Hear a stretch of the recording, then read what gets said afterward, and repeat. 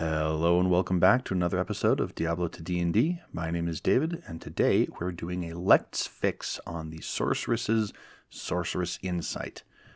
But first, let's do some campaign updates. So my party is still doing the Heraldric Staff quest. They are about halfway through the maggot layer and are making their way down to get the Heraldric Staff. But they were joined in the tunnels by an old man as we got a new player. Oh, I'm so excited about this. One of the players couldn't make it last week, but we were able to have a decent, after the introductions, have a decent introduction to for the new player into kind of the way that I run things. But at the end of the session, I asked for feedback, and he said it felt that the sorceress, the one that he's playing, didn't really have a lot to do. And that's fair, even though they're level 5. There was just a lot of, I attack with Firebolt and then push with Telekinesis. Like there's very little that the sorceress actually does. So that actually inspired me to do this episode so that we have a good look at the reasoning behind what I'm trying to do for this. Overall, I think this is going to be a good series, the Let's Fix series, because you get to see my thoughts behind why I created something and what could be changed. Campaign wrap up over, and let's move on to the changelog. All right, a lot of this is actually, all of this is actually focused on the sorceress this week. Enchant can now be used an additional time per long rest. It was twice per long rest. I bumped that up to 3 times because teleport, it used to be 4 times, now it's only 3 times. This way, it kind of evens out kind of what distribution you have of your abilities. The next one was just clarifying the wording on Energy Shield. I took a look at the Arcane Ward on the Divination Wizard and forgot that I had that I needed to put in wording that says it takes the damage before you do. So just making sure that is in there. Not technically a mechanical change, just clarifying and getting rulings down. And Telekinesis is a bonus action again. I don't like this. It doesn't feel right to me. At least it didn't feel right when I was doing it. I couldn't tell you why, but it felt weird to do. That may be changed again. I may revert my reversion, but I don't know. We'll see how it plays out. Onward to the episode. All right, so at level 1, the sorceress gets 2 abilities. They get Warmth, which gives them the Produce Flame cantrip, as well as the ability to regain a use of an ability, and Sorcerous Insight, which gives them the ability to use something for warmth to actually key off of. Now, let's actually read Sorcerous Insight. At first level, your study of the arcane results in occasional flashes of insight. Before you roll an ability check you are proficient in, you can give yourself advantage if you don't already have it. You can use this ability a number of times per long rest equal to your proficiency bonus. Now, the intent is for you to use this as an ability to nail your skill checks. Keep in mind, sorceresses get 3 skills from it's a fairly short list, but they get 3 skills out of 6 different skills, so half of the list. But it's still not really useful. I mean, keep in mind, you're proficient with this, and giving yourself advantage on something that you're proficient with is not all that good. I mean, it's still good, it's just not, as useful as it could be. Now, what I'm thinking about is moving this in a couple of different directions. We can say it's just an ability check. Any ability check, you can give yourself advantage. That means you can get advantage on initiative. You can get advantage on something that you have dumped, like your strength. You don't need strength as a sorceress, so you can just give yourself on advantage on that athletics check. Another possibility is that you can add a D4, or you can add your intelligence. And I've considered all of those, and I kind of like it, actually. Another possibility of some changes that we can make is, instead of ability checks, you can do ability checks and attack rolls, or ability checks and attack rolls and saving throws. I kind of like the proficiency times per long rest, but that could also be intelligence per long rest. I think having the problem with that, having it intelligence times per long rest, is that it doesn't level up with you. And while you are missing out on a lot of power by not having spells, a lot of spells to do, starting off with 4 or 5 uses, well, it's very rarely 5 uses, but 3 or 4 uses at level. I mean, that being said, you're starting off with 2, you're capping out at 6. By level 4, you have basically the same amount. So I guess it could. You know what? I think I'll just keep this proficiency times per long rest rather than basing it off of intelligence. But I'm willing to listen to some other arguments.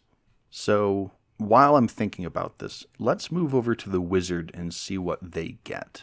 So the wizard from D&D, at level 1, they get 3 cantrips and 2 first level spells and arcane recovery, which means they functionally have 3 first level spell slots.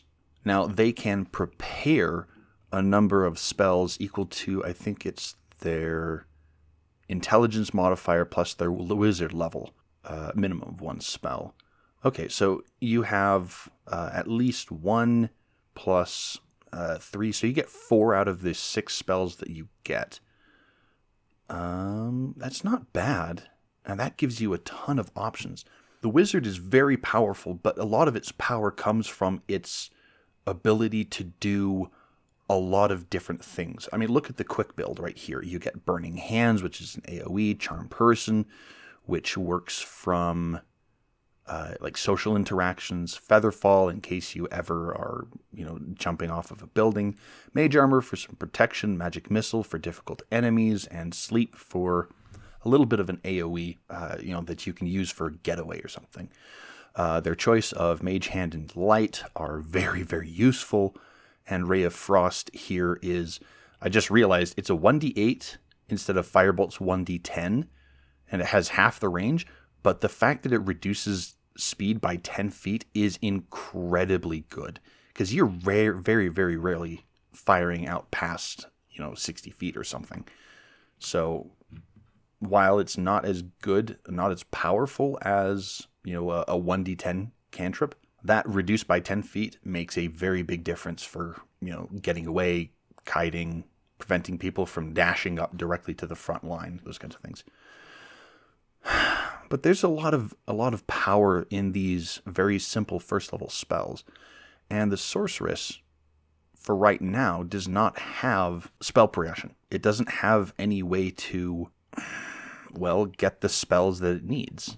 And so while I am focusing on balancing the class abilities that I have here, maybe I should focus on including spellcasting a lot earlier than I thought at first. The Sorceress, at least for the Sorceress Insight, and the fact that they get 3 skills, pulls a lot from the Rogue, interestingly enough, because they're kind of the skill monkey for the Diablo build. But that restriction of proficient, that you are proficient in, is really, really holding them back. So I think I am going to delete you are proficient in and just make it so that when you before you roll for an ability check, you can give yourself advantage. Speaking of which, another option that you could do is re-rolling. Like when you fail an ability check, when you fail something, you can re-roll, but you have to choose the new roll. I don't like that. I don't like that ability because that feels more like a manipulation of luck rather than skill. So I don't think I will include that. Let's see. What else could I change? Well, let's see. So insight is about, you've studied something, and so now you are able to kind of replicate it. So instead of advantage, I'm going to say that you can add your intelligence modifier to the roll. So let me see. Before you roll for an ability check, you can add your intelligence modifier to the roll. Because you're adding something to the roll, I'm going to change that to before you roll. When you roll for an ability check, you can add your intelligence modifier to the roll. Now, that being said, let's look at the War Wizard for something. Because I was looking at War Magic for a Paladin War Wizard build.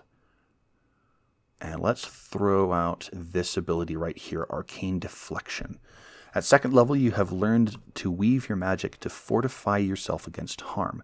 When you are hit by an attack or you fail a saving throw, you can use your reaction to gain a +2 bonus to your armor class against that attack, or a +4 bonus to that saving throw. So what this will do is you know the result. When you are hit or when you fail a saving throw. So it's missing the text, potentially turning that into a miss or a success, but I think that's just kind of inherently understood. But when you have something like this, it's taking your reaction. So you know the result, but it costs an additional resource. Ability checks, you don't always know the result. Because it's like something like history, for example. Now, granted, there are some DCs that are like, you must succeed on a DC 25 investigation check or something like that. Yeah, but also a lot of the times it's like, okay, what do I know about this creature? Okay, roll nature or roll survival to track this creature or something like that. And it's just kind of this, at least in my experience, this kind of scaling, how well do you do on this thing? Like, oh, you got a 15 on survival. Okay, well, you can find the tracks, but you can't really follow them. They're very difficult to do so. Or, oh, I got a 20 on this investigation check. Oh, well, you find this and this and this, but you didn't find the one thing that you were actually looking for. So, ability checks, again, pushing that out to an attack roll could give you some ability in combat. I think I'll wait for that. But right now, okay. So do I add the text? You can do this after you roll, but before you know whether or not you've succeeded or failed. Because if you've succeeded, you don't need to burn a use. But if you don't know if you've succeeded, then burning a use could still end up with a fail. Because, oh, I roll a 17. Well, that's pretty darn high. I'm sorry, the DC was 20. I think, as a side note, I don't think I'll be adding saving throw into this. Because, I guess in terms of flavor, you could by saying that, oh, I have insight into how this spell works, or insight into where to stand to avoid the worst of the poison, or something like that. I guess ability check or saving throw, maybe. That does kind of lead into foresight, I guess. Let's see how this. Let me put this in and see if it feels right. You do this after the roll, but before you know the result. You know what? Let's take a look at Bardic Inspiration. All right, what does it say? A creature can wait until after it rolls the d20 before deciding to use the Bardic Inspiration die, but must decide before the DM says whether the roll succeeds or fails. So you do... It is. Oh, actually, you know what? That is not a variable. That is a timing thing that can be changed. Do you use it before you roll? Do you use it after you roll? Do you use it as you roll? Don't know. But let's see. Let's see. The creature can wait until after it rolls the d20 before deciding to use the Bardic Inspiration die. What did I put on the saving throw DC? Sorcerous Insight. Let's bump that down. You do this after you roll, but before you know the result. You know, I actually kind of like that. When you roll for an ability check, you can add your intelligence modifier to the roll minimum of +1. You do this after you roll, but before you know the result. You know, I actually like that. So let me, in terms of wording, let me see what the, what is it? The Artificer has to say, I think, because they have something very, very similar. I think it's Flash of Genius. Well, this is interesting, because it says when you or another creature you can see within 30 feet of you makes an ability check or a saving throw, you can use your reaction to add your intelligence modifier to the roll. So is that before you know or after you know? Let's take a look. Well, isn't that handy? Right here. Artificer, what is the timing of Flash of Genius? You use Flash of Genius immediately after the triggering d20 is rolled and before any of the effects of the roll are applied. Unless a rule tells you otherwise, a reaction occurs immediately after the trigger. Hang on a second. Flash of Genius immediately after and before any of the effects of the roll are applied. So is that before you know whether it succeeds or fails? There was a suggestion to look at Shield on Reddit. So it says what you take when you are hit by an attack. So you know the result.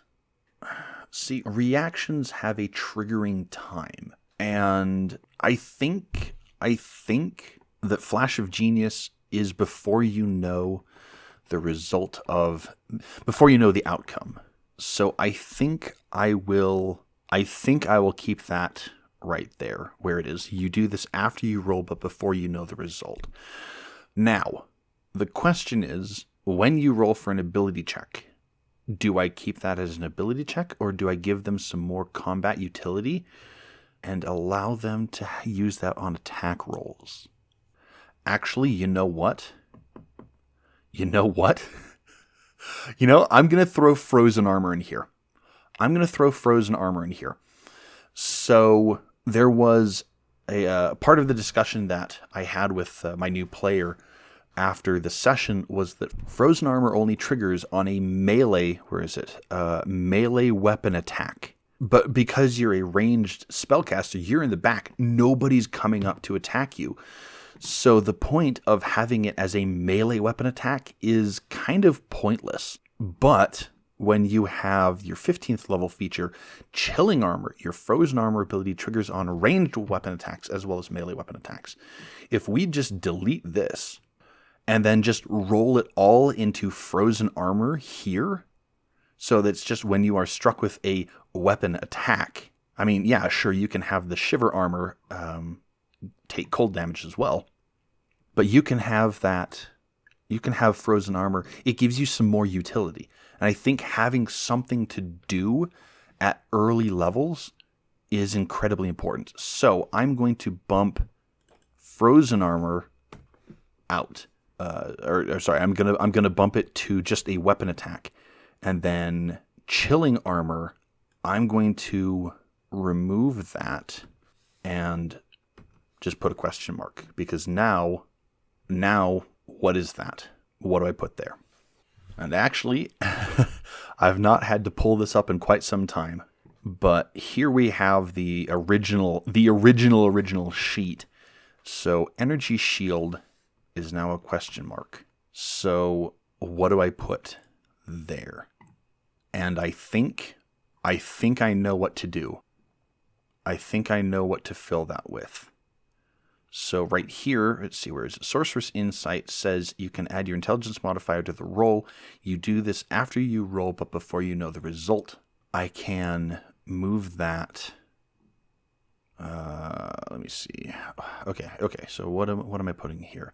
At 15th level, your flashes of insight become more potent. Your Sorcerous insight feature now works with attack rolls and saving throws. Does that work? You can add your... see, when you roll for an ability check, and then 15th level, it now works with attack rolls and saving throws. So that is, I think, a fairly sizable 15th level feature. Should I give you the ability to increase your saving throw DC? All right, so done some tweaking here. At 15th level, your flashes of insight become more potent. Your Sorcerous Insight feature now works with attack rolls.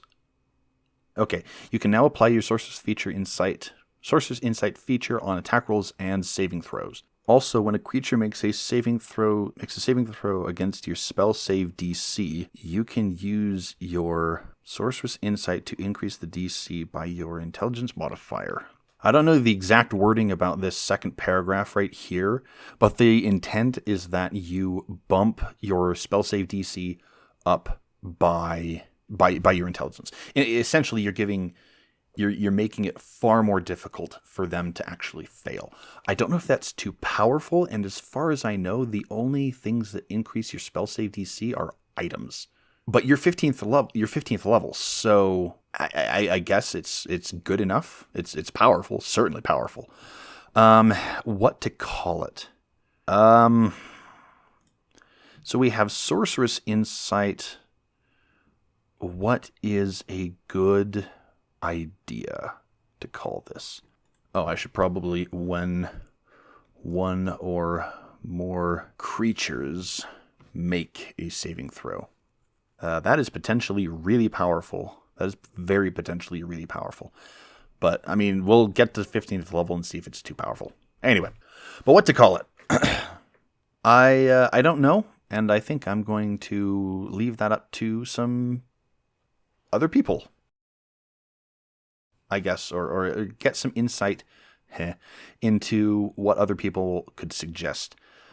Sorcerous Insight. Like some kind of master insight. I don't know what's a level above sorcerer. Some magic user. I don't know.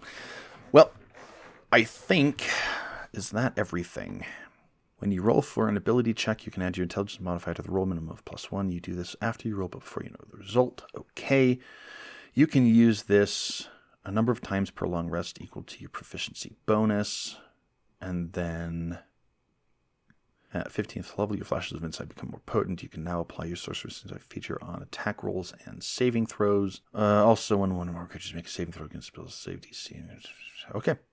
I think that is going to be it. All right. Well, that is some insight into... that is a look into my my thought process as I am building this. So I'm going to add this to the changelog and close out, I think. Yeah. You can find me at XenosFan2, that is XENOZFAN2, on Twitter and Reddit, and you can contact the channel directly at Diablo2DND, that is Diablo TODND, on Twitter and YouTube. Thank you much for watching, and I will see you in the next one. Have a good whatever.